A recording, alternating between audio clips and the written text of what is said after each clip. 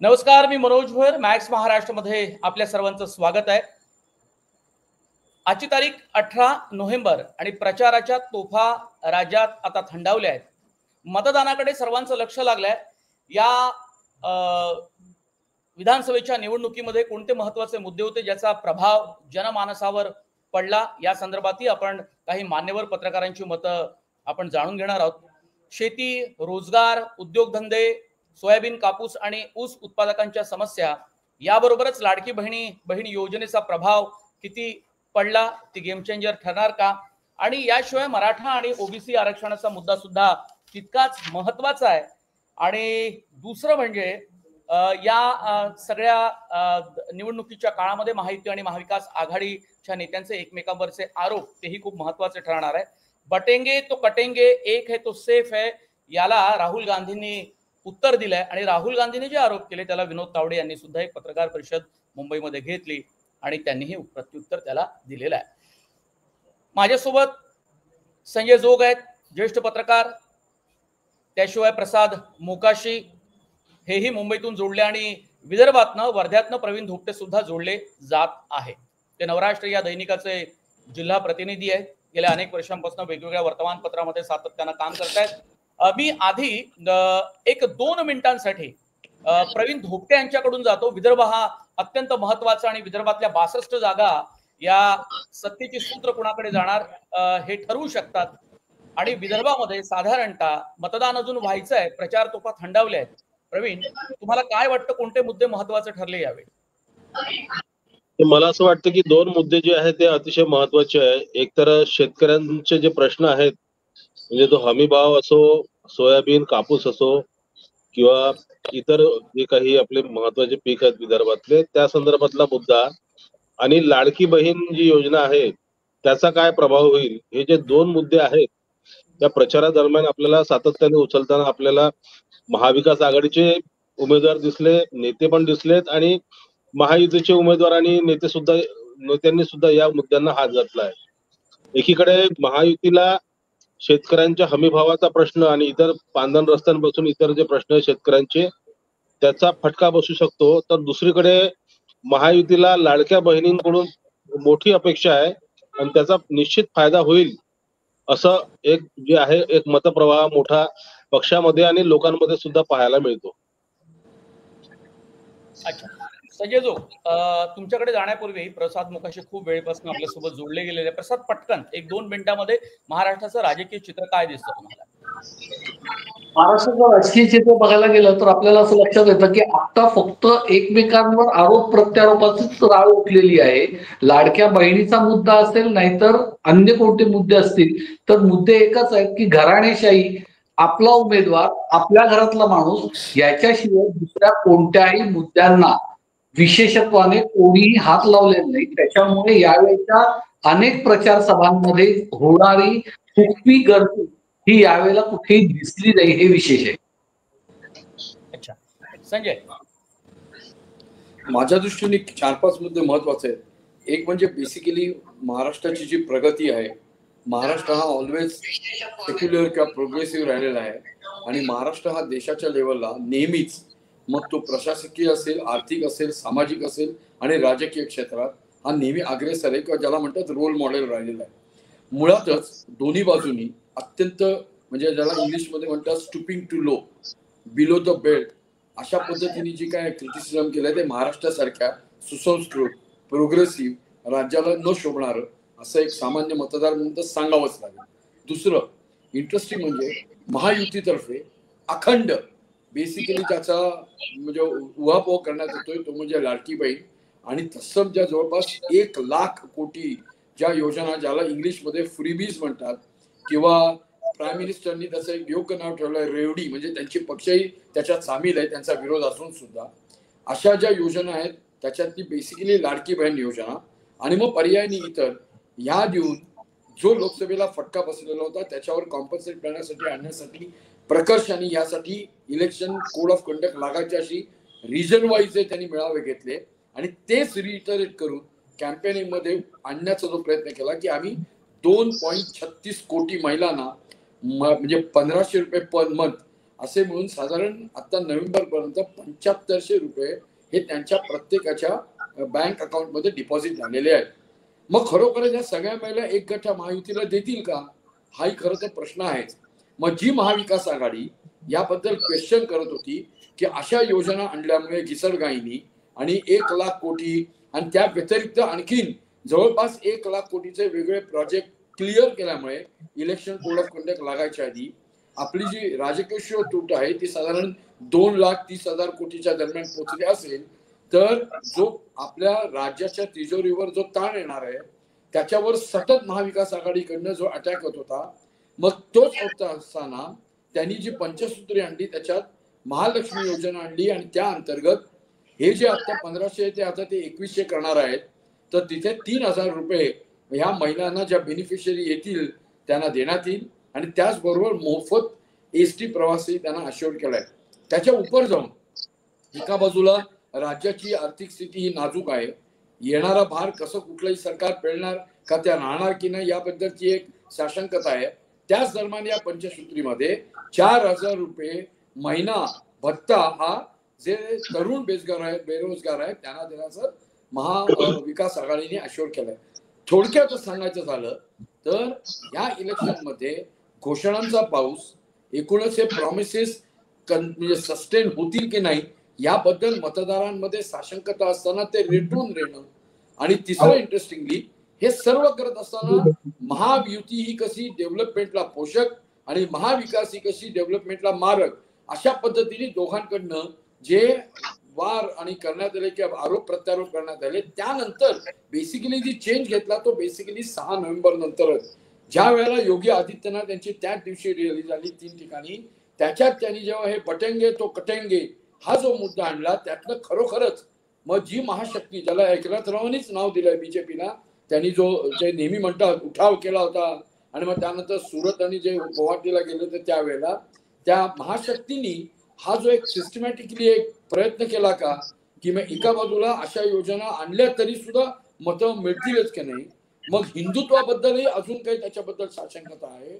मग बटेंगे कटेंगे जर आणलं तर पोलरायझेशन करून एका पर्टिक्युलर कम्युनिटीला टार्गेट करून आणि मग जो व्होट जिहाद याचा सातत्याने जो आरोप बीजेपी कडनं करण्यात आला त्या दृष्टीने मग एक सबंध कॅम्पेन कुठेतरी वाहत गेल्याचं चित्र दिसलं. आणि मग त्याला इंटरेस्टिंगली अजित पवार हे अजूनही कुठेतरी त्या महायुतीमध्ये सेटल होत असताना चाचपडत असताना त्यांनी प्रथम याला विरोध केला आणि सांगितलं महाराष्ट्र हा प्रोग्रेसिव्ह थिंकिंग करणारं राज्य आहे, आपल्या इथे नेहमी सोशल आणि कम्युनल हार्मनीला प्राधान्य दिलेलं आहे आणि आमची पक्ष आणि आमची पार्टी ही फुले शाहू आंबेडकर आणि शिवाजी महाराज यांच्या आयडिओलॉजीला आणि थॉट्सला धरून चालणारी आहे. त्यामुळे ह्या असण्याला आम्ही अजिबात धारा देणार नाही किंवा वी डिस्टन्स आवरसेल्फ.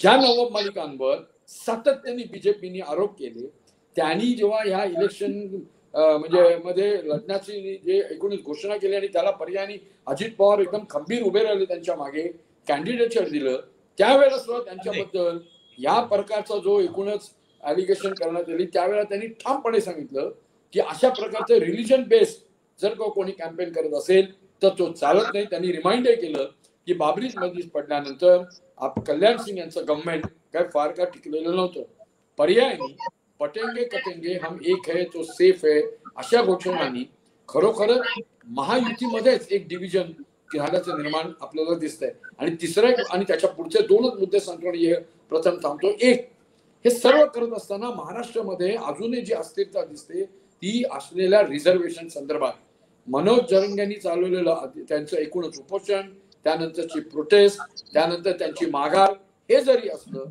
तरी मराठा कम्युनिटीमध्ये अजूनही एक खतखत आहे की महाविकास मध्ये असताना आम्ही सातत्याने डिमांड करत होतो तेव्हा महायुतीमध्ये सांगत होते की हे कसे इनॅक्टिव्ह ठरले, सुप्रीम कोर्टामध्ये जे दिलेलं फडणवीस सरकारने जे रिझर्वेशन होतं ते म्हणजे मेंटेन करण्यात कसे फेल ठरले वगैरे वगैरे वगैरे. पण त्याच्यानंतर सुद्धा महायुतीकडनं जेव्हा मागच्या फेब्रुवारीमध्ये स्पेशल सेशन घेऊन 10% रिझर्वेशन देण्यात आलं त्याची इम्प्लिमेंटेशनच नाही, त्याबद्दल क्वेश्चन होऊ लागले. दुसरं, जरांगांची डिमांड जी होती ती कुणबीची कम्युनिटीच्या ओबीसी मधनं जे करायची आणि सरसकट ती तर म्हणजे बेसिकली त्याचा विचारच झाला नाही. आणि त्याचबरोबर ओबीसीला वाटत आहे, ती खतखत होती की आमच्या कोट्यामधलं तुम्ही जर मराठ्यांना देणार असाल तर त्यानंतर जो एक ज्यांना म्हणतात ना डिसमेंटलमेंट किंवा एकूण जे वाढेल संघर्ष तो कुठल्याही महाराष्ट्रासारख्या राज्याला परवडणारा नाही. त्यामुळे ह्या दोन इश्यू बद्दल अजूनही जी साशंकता आहे त्याचा किती परिणाम होतो त्याकडे बघावं लागेल. आणि त्याला उत्तर म्हणून शरद पवार असतील, उद्धव ठाकरे असतील, राहुल गांधी असतील, त्यांनी सातत्याने सांगितलेलं आहे की एक म्हणजे जातगणना आणि दुसरं आम्ही जर आलो तर आमचा हा प्रयत्न राहील की 50% जी कोटा लिमिट आहे ती काढून टाकण्यात येईल. आणि आणखी जो महत्वाचा जो मुद्दा गाजला तो की मग मुस्लिम रिझर्वेशन जे काँग्रेस एनसीपी गव्हर्नमेंटने दिलेलं होतं 5%, तर ते आपल्याला काय त्या रिलिजन बेस असल्यामुळे कोट्याकडनं स्ट्राईक झालेलं आहे. मग हे नसताना ऍटलिस्ट एज्युकेशन सेक्टर मधलं जे होतं ते बीजेपी सरकारने रिइन्स्टेट केले नाही कोर्टाच्या डिरेक्टिव्ह असून सुद्धा. त्या संदर्भात जो एकूणच आता घोळ आणि कॉन्ट्रोवर्सी झालेली आहे तर तोही एक मुद्दा आहे. त्यामुळे पर्यायाने एक महायुती ही आता अँटी इन्कम्बन्सी सरकार विरोधात असलेलं वातावरण ते आपल्या बाजूने करण्यात अत्यंत म्हणजे ज्याला म्हणतात ना अग्रेसिव्ह कॅम्पेन करण्यात गुंतलेली होती. आणि त्याचबरोबर हे पर्सनल अटॅक हे चालू होते. आणि ऑन द अदर हँड महाविकास आघाडीने जो प्लॅन धरला तो म्हणजे की कितीही तुम्ही बटेंगे कटेंगे करत राहिला तरी महायुतीतर्फे जे कोर इश्यू आहेत म्हणजे रोजगारी म्हणजे बेरोजगारी, शेतकऱ्यांचे प्रश्न, कॉटन सोयाबीन, त्यानंतर वाढती दरी रुरल आणि अर्बन मधली, आणि पर्यायाने अजूनही घटना बदल जे सातत्याने शरद पवार असतील, राहुल गांधी असतील आणि उद्धव ठाकरे बिंबवत आहे की लोकसभेपुरता हा मर्यादित इश्यू नाही, अजूनही हा ओपन आहे. तर त्यामुळे ह्या सर्व इश्यूवर दोन्ही बाजूनी ज्या पद्धतीने आता कॅम्पेन करण्यात आला त्याच्या आता म्हणजे ज्याला म्हणतात ना आउटकम काय होईल त्यासाठी आपल्याला आता थोड्या दिवसासाठी थांबावं लागेल. मी तुमच्याकडे पुन्हा येणार आहे संजय, पण प्रसाद मोकाशी यांच्याकडे जातो. या शेवटच्या टप्प्यामध्ये आपण पाहिलं महाराष्ट्राच्या निवडणुकीमध्ये बटेंगे तो कटेंगे, हा एक आहे तो सेफ आहे या नाऱ्याला सुरुवातीला त्यांनी हवा दिली आणि नंतर मग थोडं मागं पाऊल टाकलं. पण पुन्हा एकदा याच घोषणेभोवती ही निवडणूक फिरवताना भाजपचे नेते आपल्याला पाहायला मिळाले. याचं कारण की उलेमानी महाविकास आघाडीच्या नेत्यांना जे पत्र दिलं आणि त्यातल्या मागण्या मान्य केल्या, त्यानंतर आता एक दुपारी मी एक मुलाखत घेतली विनोद तावडे यांची, तेव्हा ते म्हणाले की बघा धर्मयुद्धाची वेळ, मतांचं धर्मयुद्ध करण्याची वेळ भाजपवर का आली, कारण त्यांनी होड जिहादला पुढे आणण्याचा काम केलेलं आहे. विकासाच्या मुद्द्यावरून महाराष्ट्राची निवडणूक अशा प्रकारे या टप्प्यावर येऊन पोहोचलेली आहे, त्यावर काय म्हणणं आहे? याच्यावरती एकच म्हणता येईल की विकासाचा जो टप्पा किंवा गेल्या काही 10 वर्षाचा जो विकास आम्ही केला असं वारंवार महायुतीकडनं जे सांगितलं जात आहे, याच्यामध्ये प्रत्यक्षात विकासाचा कुठेही मूस दिसत नाही किंवा कोणताही एखादा प्रकल्प दाखवता येणं त्याला शक्य नाही. रिकामा हातांना काम देण्याच्या ऐवजी प्रत्येकाला घर बसल्या बांध देण्याची प्रथा सुरू झाल्यामुळे त्यांना तिथून माघार घ्यावी लागली.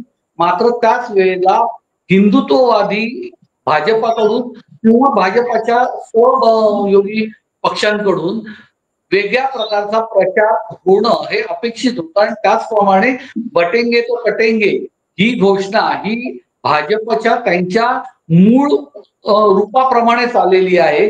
कारण त्याशिवाय त्यांना दुसरा कोणताही मुद्दा अग्रेसिव्हली लाडकी बहीण सोडला तर कोणताही मुद्दा घेऊन पुढे जाणं शक्य नव्हतं.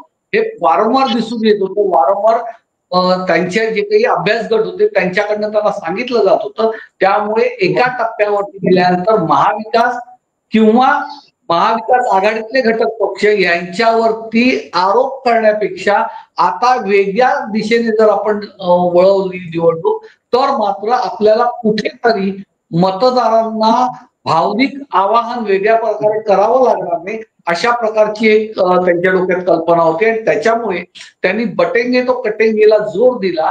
ज्यावेळेस त्यांच्या लक्षात आलं की आता इथे आपल्याला फटका बसतोय, इथे आपल्याला विरोधाला महाविकास आघाडी उभी राहू लागलेली आहे, त्याबरोबर त्यांनी परत एखादा विकासाच्या मुद्द्याकडे हात घालण्याचा अयशस्वी प्रयत्न केला.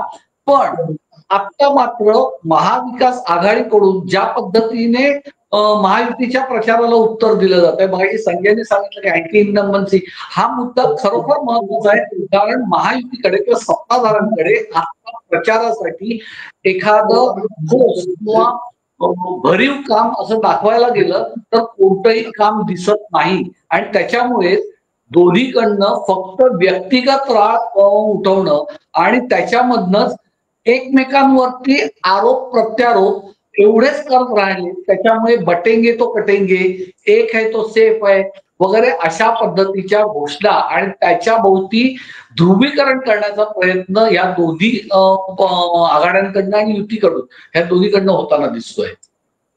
बरोबर.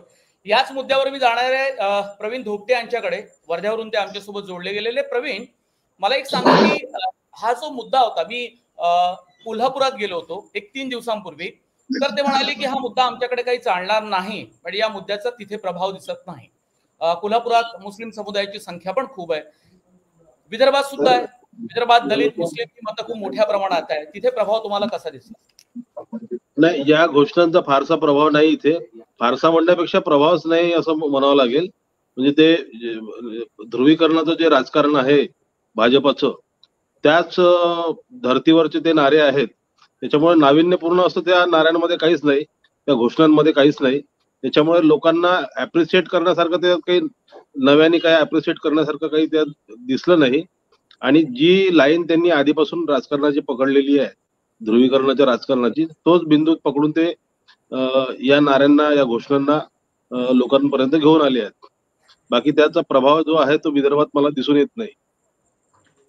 बरं, आता तुमच्यासाठी अत्यंत महत्वाचा मुद्दा म्हणजे शेती, मुद्दे अत्यंत महत्वाचा आहे. सोयाबीन, कापूस ह्या 2 पिकांचं उत्पादन विदर्भामध्ये मोठ्या प्रमाणात घेतलं जातं. त्यातही कापसापेक्षा सोयाबीन उत्पादनाचं प्रमाण खूप मोठं झालं. ऊस आणि कांदा तितकासा तिथे काही प्रभावी मुद्दा नाही, तो पश्चिम महाराष्ट्रात आणि उत्तर महाराष्ट्रातला आहे. आता मालाला योग्य भाव मिळाला नाही, तो आधी द्या. लाडकी बहिणीला पैसे देताना या मुद्द्याचा सुद्धा अनेकदा आपल्याला महिला तिथे उल्लेख करताना आपल्याला पाहायला मिळालेला आहे. तर हे 2 मुद्दे विदर्भाच्या निकालाची दिशा ठरू शकतात का?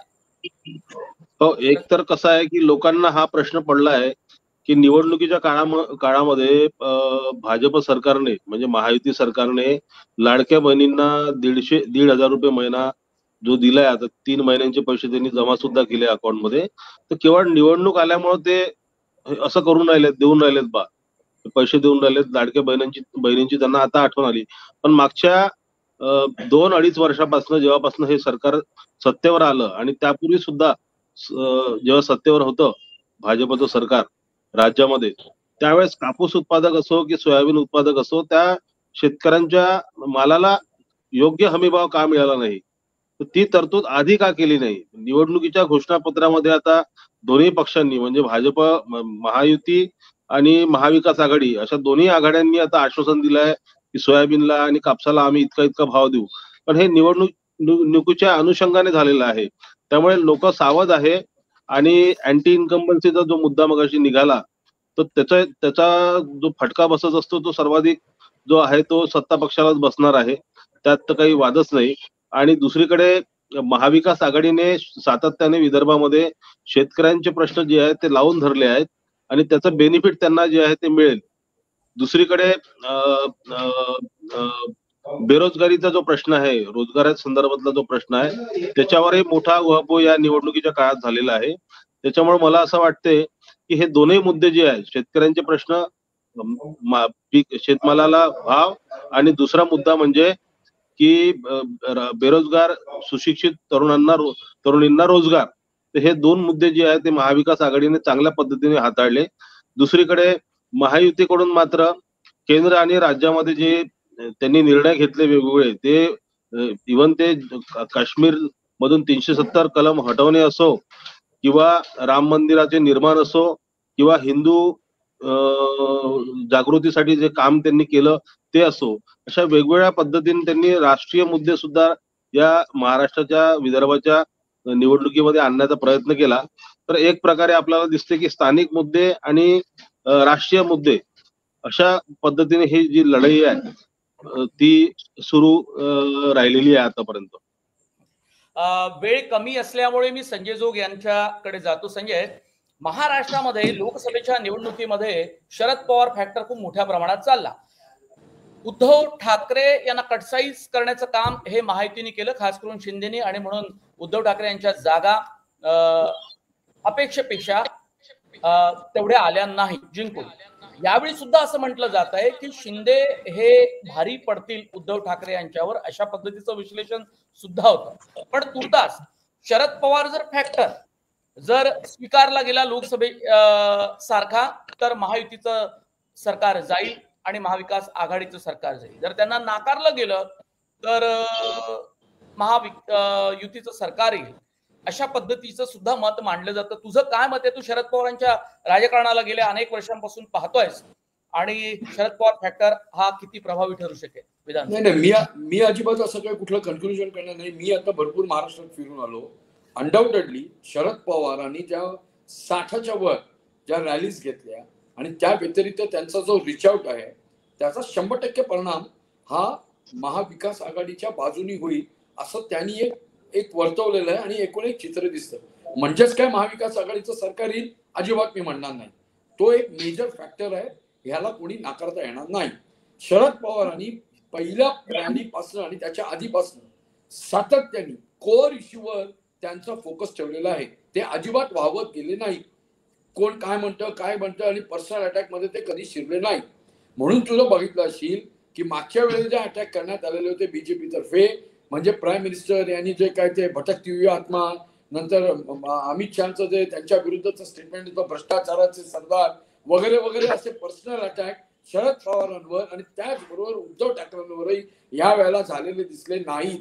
हा अत्यंत एक महत्वाचा या संबंध कॅम्पेन मधला मुद्दा इथे अधोरेखित करावाच लागेल. त्यामुळे शरद पवार हे आत्ताच्या दृष्टीने त्यांनी ज्या सातत्य दाखवलं हे करण्या आणि एकूणच महाविकास आघाडीसाठी त्यांनी जो कॅम्पेन केला तो महाविकास या आघाडीच्या मिळणाऱ्या यशामध्ये 100% एक महत्वाचा एक फॅक्टर असेल. दुसरं, हे करत असताना काँग्रेस ही जरा हरियाणाच्या डिफीट नंतर कुठेतरी विस्कळीत चाललेली आहे असं वाटत होतं. ते त्यांनी त्यांच्या चुका सुधारल्या. जेव्हा मी रमेश चंदीतनांशी बोललो तर त्यांनी तेच सांगितलं. त्यांनी वेगवेगळ्या इंटरव्ह्यूज मध्ये सुद्धा त्यांनी ते दिलेलं आहे की learning a lesson from Haryana. आम्ही काँग्रेसमध्ये एकच सूत्रता आणण्याचा प्रयत्न केला आणि त्या पद्धतीने त्यांनी तो राबवला. त्याचाही इम्पॅक्ट दिसेल असं काँग्रेसमधले जे जुळणी आहेत त्यांना वाटतं. तिसरा जो फॅक्टर आहे तो उद्धव ठाकरे यांचा.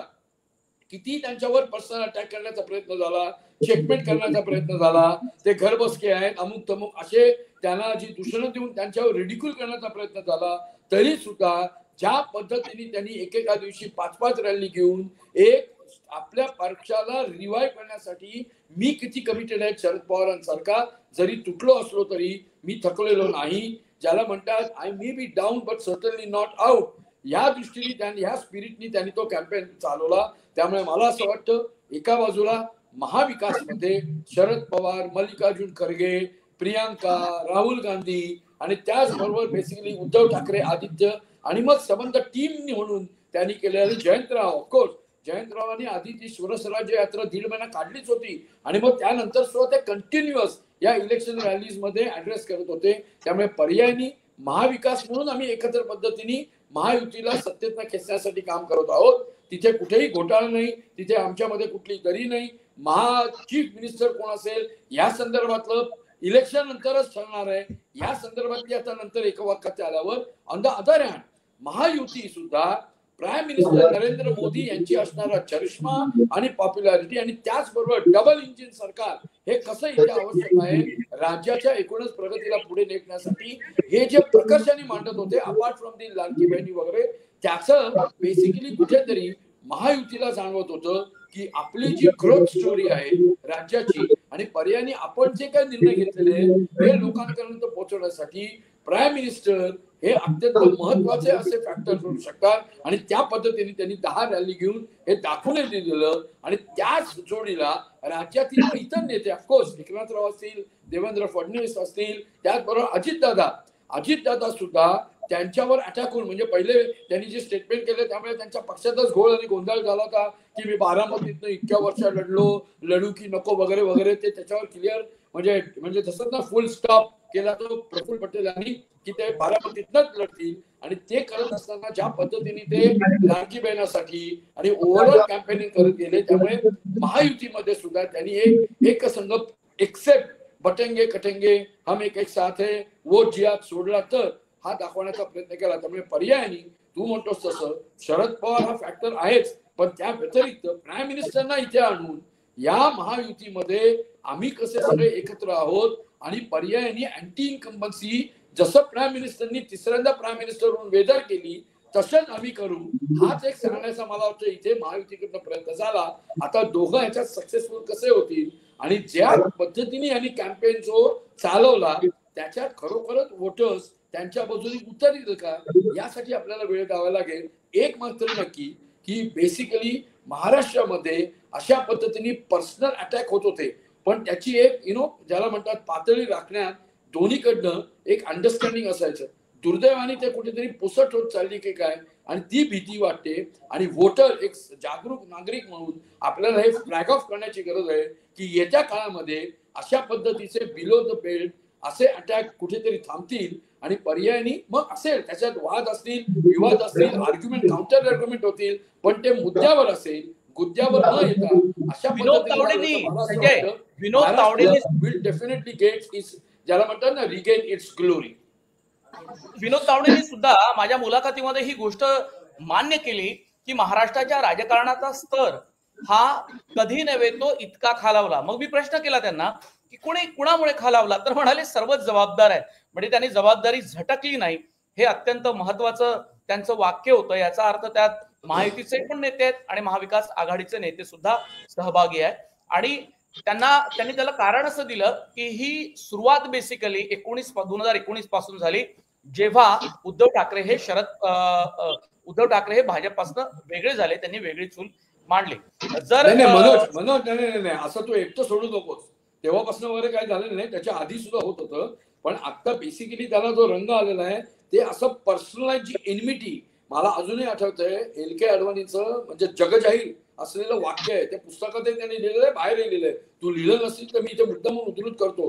त्यांनी असं म्हटलेलं आहे, राजकारणामध्ये जे अटल बिहारी वाजपेयी किंवा शरद पवार नेहमी म्हणतात, राजकारणामध्ये हा कोणी शत्रू नसतो, तो रायव्हल असतो. नोबडी इज अनटचेबल, अस्पृश्यही नसतो. मला असं वाटतं आत्ताच्या ज्या घडीला अशा पद्धतीने की तो शत्रूच आहे, त्यामुळे तो कसा ठेचायचा शाब्दिक अशी जी काय आत्ताची म्हणजे ज्याला म्हणतात ना वनपंचम चालली आहे, ते महाराष्ट्रासारख्या सुसंस्कृत राज्याला परवडणारी नाही.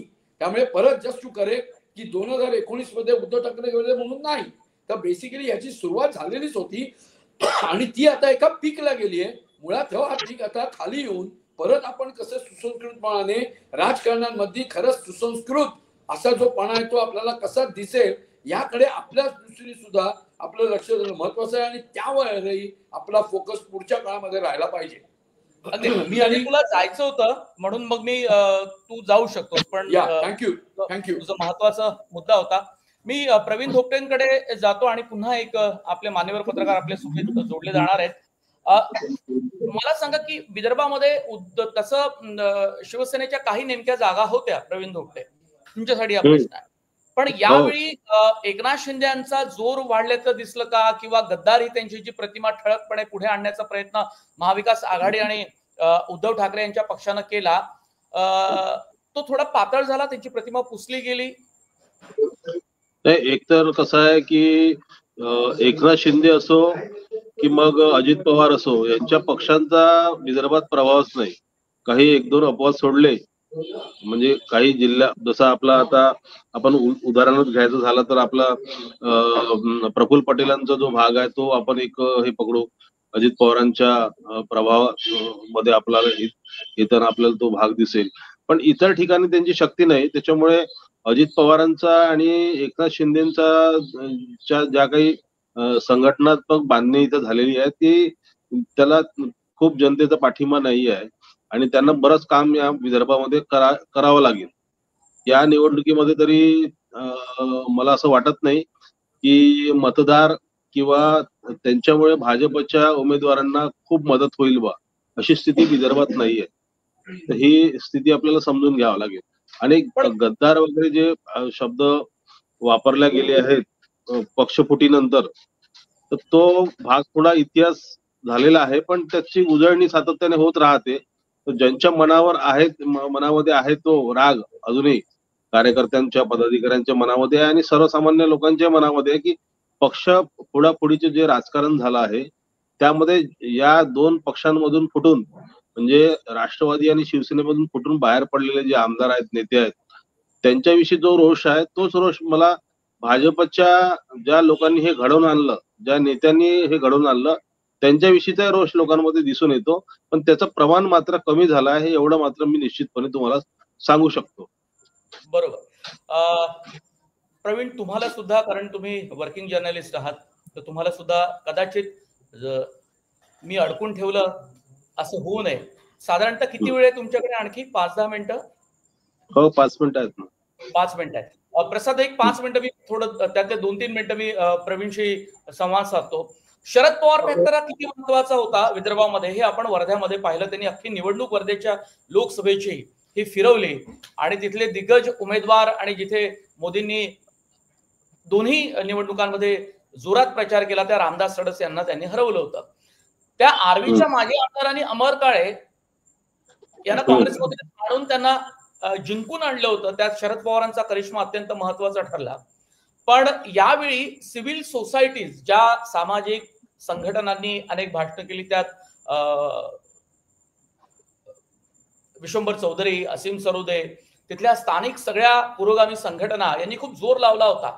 या सामाजिक संघटनांचा जोर विदर्भामध्ये कुठे कुठे आपल्याला पाहायला मिळतो. कारण असं एक मत मांडलं गेलं तिकडे मुंबईमध्ये, की जो जोर सामाजिक संघटनांचा, सिव्हिल सोसायटीचा लोकसभेच्या निवडणुकीत आपल्याला पाहायला मिळाला, तो मात्र विधानसभेच्या निवडणुकीत पाहायला मिळालेला नाही. जो मोमेंट होता तर यावर तुमचं काय मत आहे?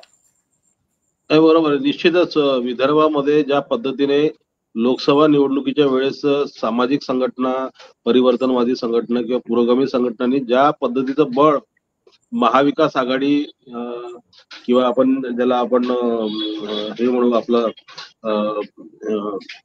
केंद्राच्या स्तरावरची जी आघाडी होती काँग्रेसच्या नेतृत्वामध्ये, तर त्या आघाडीला मोठं बळ जे आहे ते सामाजिक संघटनांनी दिलं होतं. म्हणजे राज्यस्तरावरचे ते पदाधिकारी असो, त्या संघटनांचे नेते असो, ते स्वतः राज्यभर फिरले, त्यांनी सभा घेतल्या, लोकांच्या गाठीभेटी घेतल्या. तर अशी एक मोठी मदत जी आहे ती झाली होती.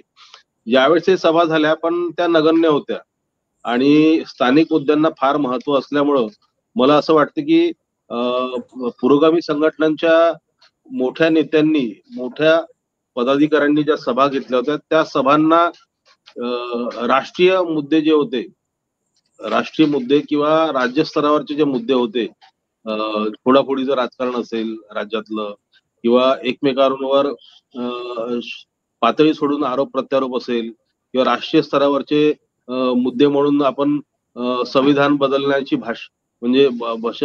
भाषा जी केली गेली, त्याचा जो विरोध असेल, या पद्धतीचे मुद्दे आले. काश्मीरचा मुद्दा आला, मणिपूरचा मुद्दा आला. तर अशी ती निवडणूक होती, ती राष्ट्रीय स्तरावर आणि राज्यस्तरीय स्तरावर जे मुद्दे, त्या मुद्द्यांना घेऊन त्या संघटना पुढे आल्या होत्या. मात्र आता असं आहे की प्रत्येक मतदारसंघामधल्या समस्या वेगळ्या आहेत, स्थानिक प्रश्न आहेत.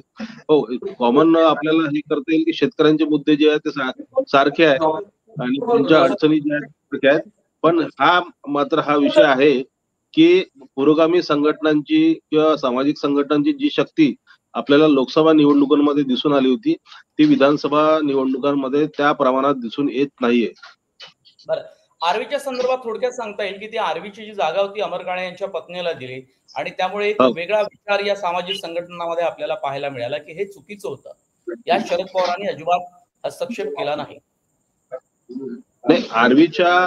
आर्वी मतदारसंघामध्ये मला असं वाटते की खासदार अमर काळे यांनी निवडणूक जिंकण्यापूर्वी, लोकसभेची निवडणूक जिंकण्यापूर्वी आणि निवडणुकी नंतर विजयी जेव्हा झाले त्या मिरवणुकीत सुद्धा एका उमेदवाराला त्यांनी आश्वासन दिलं होतं, एका नेत्याला आश्वासन दिलं होतं की तुम्हाला मी आर्वीमध्ये उमेदवारी मिळवून देईल आणि आमदार करेल म्हणून. तर ते आश्वासन त्यांनी पाळलं नाही आणि त्यांच्या स्वतःच्या घरामध्येच त्यांनी उमेदवारी ठेवली. काँग्रेस तिथून लढत आली आहे आजपर्यंत आर्वी मधून. आता पहिल्यांदा असं झालंय की जिल्ह्यामध्ये राष्ट्रवादी काँग्रेस 2 ठिकाणावरून, शरद पवारांचा पक्ष 2 ठिकाणावरून लढत आहे. एक आर्वी विधानसभा मतदारसंघ आणि दुसरा हिंगणघाट विधानसभा मतदारसंघ. अशा पद्धतीने काँग्रेसच्या खात्यामध्ये 2 जागा राहिल्यात आणि राष्ट्रवादीकडे 2 जागा गेल्यात. खासदार झाल्यानंतर त्याचा पुरेपूर फायदा घेत अमर काळे यांनी त्यांच्या पत्नी जे आहेत मयुरा ताई काळे यांना उमेदवारी मिळवून दिलेली आहे. त्यामुळे मला असं वाटतं की इथे अनेक लोकांचं म्हणणं आहे की पवार साहेबांनी हस्तक्षेप करून दुसऱ्या एखाद्या उमेदवाराला तिथून उभं करायला हवं होतं आर्वी मधून, पण ते झालं नाही.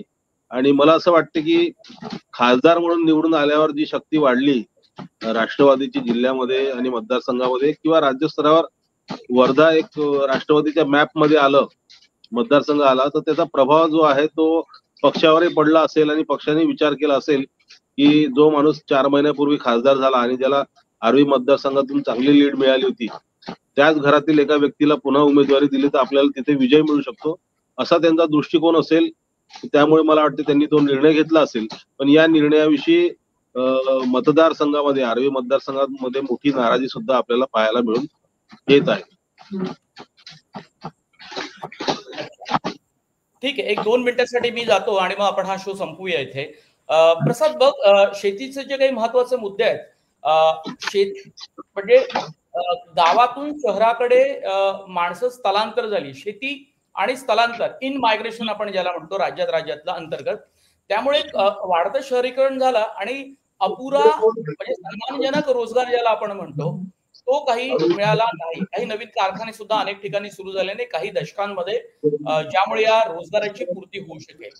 हा एक महत्वाचा मुद्दा ग्रामीण भागामध्ये आपल्याला पाहायला मिळतो. बरोबर. नाही, हा मुद्दा बरोबर आहे की आज शहरी भागामध्ये बेरोजगारी वाढत असताना ग्रामीण भागातून शेती सोडून शहराकडे येणं, नोकरी धंद्यासाठी येणं, हा मुद्दा कोणत्याही राजकीय पक्षाने अद्याप गांभीर्याने घेतलेला नाही. त्यामुळे हे जे स्थलांतर आहे या स्थलांतराकडे जरा वेगळ्या पद्धतीने बघण्याची गरज आहे. या मुद्द्यावरती खरं तर या निवडणुकीत थोडासा विचार व्हायला पाहिजे होता. कारण शेतीमालाचा भाव, शेतकऱ्यांच्या आत्महत्या किंवा एकूण शेतीच्या संदर्भातलं आर्थिक राजकारण, अर्थकारण याकडे अजूनही ग्रामीण भागातल्या प्रचारामध्ये तितकंस गांभीर्याने लक्ष दिलं गेलं नाही. महाविकास आघाडीने काही प्रमाणात त्यांच्या जाहिरातीच्या माध्यमातून या बाबतीकडे लक्ष देण्याचं आश्वासन दिलेलं आहे. महायुतीने आम्ही केलं असं सांगितलं, प्रत्यक्षात काही घडलेलं नाही. प्रत्यक्षात शेतकऱ्यांच्या हातात काही आलेलं नाही. आणि केवळ तू जसं मगाशी म्हणाला की सोयाबीन आणि कापूस हा विदर्भाचा प्रश्न झाला, पण बाकीच्या ठिकाणी पण आज अन्य शेतीमालाला योग्य भाव मिळत नाही. त्याच्यामुळे शेतकऱ्यांचे अनेक प्रश्न निर्माण झालेले आहेत. आणि शेतकऱ्यांचे हे जे प्रश्न आहेत अद्याप सुटले नसल्यामुळे केवळ कर्जमाफी हा त्याच्यावरचा उपाय जरी म्हटला तरी पण त्याच्याकडे म्हणजे तो प्रश्न, मूलभूत प्रश्न सोडवण्याकडे कुणाचंच लक्ष नसल्यामुळे आज हे स्थलांतरण मोठ्या प्रमाणात शहराकडे होते. आणि शहरांमध्ये नोकऱ्या नसल्यामुळे पुन्हा बेरोजगारीचं संकट वाढत आहे. काही वर्षांपूर्वी एका पक्षाने 27 लाख बेरोजगार या राज्यात आहेत असं सांगितलं होतं, तर आता त्याची संख्या वाढून 50 लाखाच्या वर गेलेली आहे. मात्र ह्या प्रश्नाकडे ना शहरी भागात पण प्रचार बघितलं जात, ना ग्रामीण भागातही बघितलं जात. याच्याकडे बघण्याची खरं आवश्यकता आहे. आणि मला असं वाटतं या वेळेला तरी या स्थलांतरांच्याच मुद्द्यावरनं खऱ्या अर्थाने मतदानाकडे लक्ष दिलं जाईल. एक मुद्दा माझा आकडेवारी राहून गेली, समारोप करतो या कार्यक्रमाचा, या शोचा. बेरोजगारीच्या मुद्द्याच्या संदर्भात प्रवीण धोपटे आणि प्रसाद मुकाशी काही महत्वाची आकडेवारी अशी आहे की आता महाराष्ट्रामध्ये 9,63,00,000 मतदार आहेत आणि 1,85,00,000 मतदार हे 18 ते 29 वयोगटाचे आहेत. लोकसभेच्या निवडणुकीत आपण तेच पाहिलं. आणि त्यातले 20,93,000 हे नव मतदार आहे, पहिल्यांदा मतदान करणार आहे. आणि त्या मुद्द्याला निवडणूक आयोगानं लोकसभेच्या निवडणुकीच्या पहिल्या पत्रकार परिषदेमध्ये खूप फोकस केलेलं होतं. 15 ते 29 वयोगटामध्ये बेरोजगारीचा दर कसा आहे त्याची काही आकडेवारी एका अधिकृत उपलब्ध झालेली आहे. खरं तर 15 हे काही नोकरीचं वय नाही, पण त्यांनी तो वयोगट काढला. 2021 ते 2022 मध्ये 11.1%, 22 आणि 23 मध्ये 10.9 आणि 23 आणि 24 मध्ये 2023 आणि 24 मध्ये 10.8%. म्हणजे 1% हा बेरोजगारीचा दर घटला असला तरी सुद्धा महाराष्ट्रामध्ये बेरोजगारीचं प्रमाण हे अजूनही खूप मोठ्या प्रमाणात आहे. महाराष्ट्रातच नव्हे तर देशातही आहे. आणि ज्या देशामध्ये ज्या राज्यांमध्ये ज्या पक्षांचं सरकार आहे, त्यांची सत्ता आहे आणि त्यांच्यासाठी अत्यंत महत्वाचा आणि गांभीर्यानं घेण्याचा मुद्दा आहे. जाता जाता इतकंच म्हणेल की महाराष्ट्रामध्ये मी पश्चिम महाराष्ट्र, विदर्भात, ग्रामीण भागामध्ये खूप ठिकाणी वेगवेगळ्या जिल्ह्यात ग्रामीण भागामध्ये दौरे केले. ह्या महाराष्ट्राच्या जनतेचं एक मोठं दुर्दैव असं आहे आणि या निवडणुकीमध्ये ते सुद्धा ठसठशीतपणे दिसलं की जे जमिनीवरचे मुद्दे आहेत, जे जीवन मरणाचे मुद्दे आहेत, ते ऐरणीवर येण्यापेक्षा आरोप प्रत्यारोपानं खूप ही निवडणूक चर्चेत आली, गाजली. आणि 2019 मध्ये कुणी काय केलं आणि काय झालं, मग शिंदेना मुख्यमंत्री बनवलं नाही, मग ठाकरेंनी त्यांच्यासोबत विश्वासात घेतला. आणि जे सुप्रीम कोर्टाच्या निवडणूक या सुनावणीमध्ये, आयोगाच्या सुनावणीमध्ये जे मुद्दे चर्चेत आले, जे आपण वाचले, ते पुन्हा पुन्हा उकरून काढण्याचा प्रयत्न केला आणि एकमेकांवर चिखल उडवण्याचा प्रयत्न जास्त केला. आणि त्यामुळे महाराष्ट्राच्या राजकारणाची जी पातळी आपण घसरली असं म्हणत होतो, ती आणखी घसरताना, खालावताना आपल्याला पाहायला मिळाली.